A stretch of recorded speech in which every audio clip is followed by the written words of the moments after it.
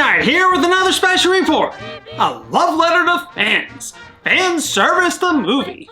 Be not afraid of greatness. Some are born great, some achieve greatness, and others have greatness thrust upon them. Scratch that last one. Actually, there's another cliche that applies here. Time heals all wounds, but more on that later. Oh, and a very minor spoiler alert, but really, Super Mario never was the usual suspects. There's not much to spoil. And we all know the score. The arch-heel Bowser has kidnapped the princess, and it's up to the palette-swapped Mario brothers to save the day. Wait, she wasn't kidnapped? Yeah, this is more of the modern Princess Peach, where she's a hostage, about 50% of the time. Ironically, the movie demonstrates the complete ineptitude of the, Toad National Guard pretty darn quickly, but the princess doesn't really need protecting. On the flip side, while she's clearly a greater warrior than Mario and Luigi, it's still up to the Italian plumbers turned superheroes to defeat Bowser, because tradition. Anyway, while the movie dispenses with the damsel in distress trope, it's not a whole lot more complicated than that.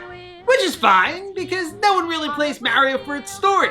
The ferocious Bowser and his reptilian minions want to take over or alternatively destroy the Mushroom Kingdom. And while again, this is the latter-day Delta Force princess, and the movie also features Donkey Kong, who's as strong as, well, a gorilla. Despite all that, it's up to the timely arrival of Mario and Luigi to somehow parlay their plumbing and parkour skills to save the day. Side note, if a beautiful princess who you've known for all of 5 minutes handed you about 80 magic mushrooms and said bottoms up, would you imbibe?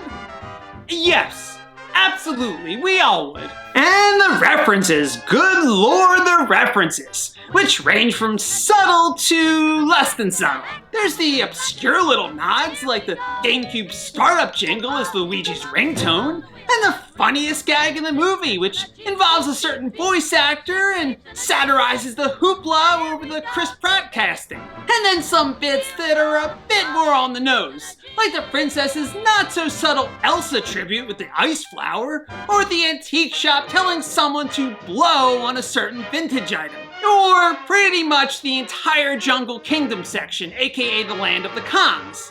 At one point, there's a gladiatorial match between Mario and Donkey Kong, a throwback to Mario's original archenemy. And their initial bout is a lot more similar to a certain Dorkly video than I would have thought. What now? What you got in the...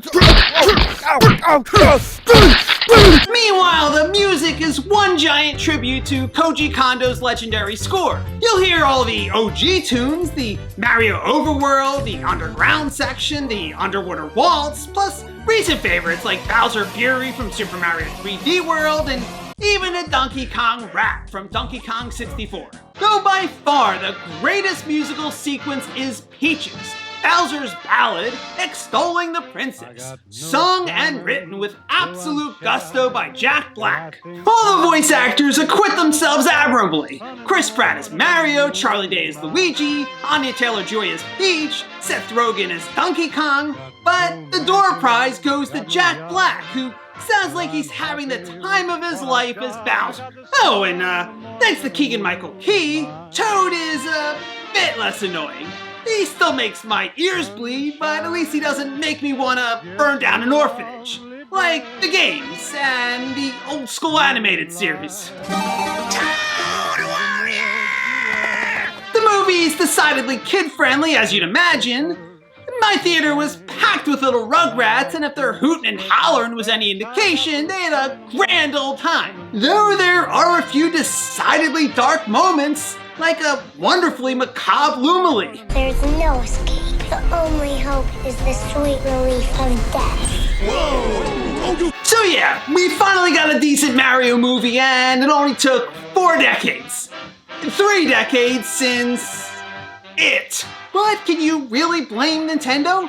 In many ways, the original Mario Bros. Flick has charted the course of video game adaptations all the way through the present. And not just as a punchline, the wildly misguided cyberpunk movie It not only made Nintendo gun shy about the silver screen for 30 years, but it made the rest of Hollywood feel a certain way about the games industry. Henceforth, even if Hollywood did commit to a video game project, it usually didn't assign the top creative talent, sparking a new renaissance for guys like Uwe Boll and Paul W.S. Anderson.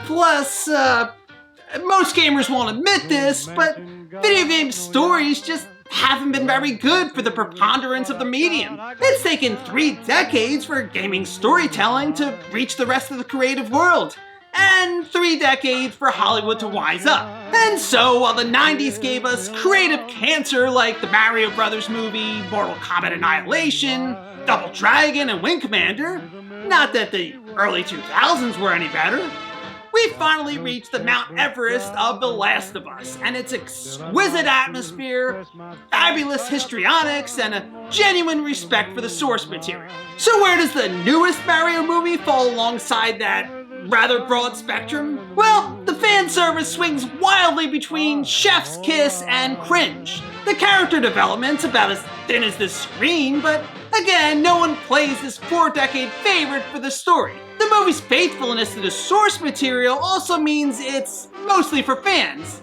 But there are a ton of Mario fans, and as one of them, I had a big dumb smile on my face every couple minutes. It's absolutely impossible for longtime fans to watch Peach, Mario, and Toad blast across a fully realized, fully conceptualized Rainbow Road and not break into a happy dance. Sadly, the movie does feature a mini little infestation of the smug grins and snarky humor that characterizes most animated features of the last couple decades, but it is minimal. I'm glad I saw Mario's sophomore big screen outing, but this is a fans-only event, though Mario has garnered a pretty broad swath of fans over his 38 years of service. The movie does skew closer to contemporary Mario, but all fans from geezers like me to my 6-year-old son will find something to like. So I rate the Super Mario Bros. Movie 4 joysticks out of 5.